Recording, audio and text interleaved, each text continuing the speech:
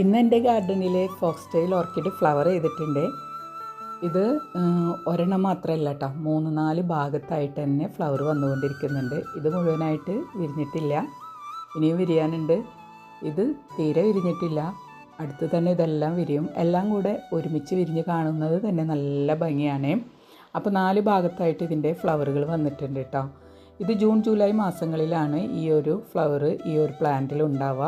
ഇത് ഞാൻ ചകിരിത്തൊണ്ടിലാണ് പ്ലാന്റ് ചെയ്തിട്ടുള്ളത് കേട്ടോ.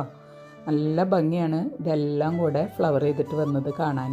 മാത്രമല്ല മറ്റുള്ള ഓർക്കിഡ്സും ഫ്ലവർ ചെയ്യാനുള്ള ഒക്കെ ആയിട്ടുണ്ട്, ബഡ്സൊക്കെ വന്ന് തുടങ്ങിയിട്ടുണ്ട്.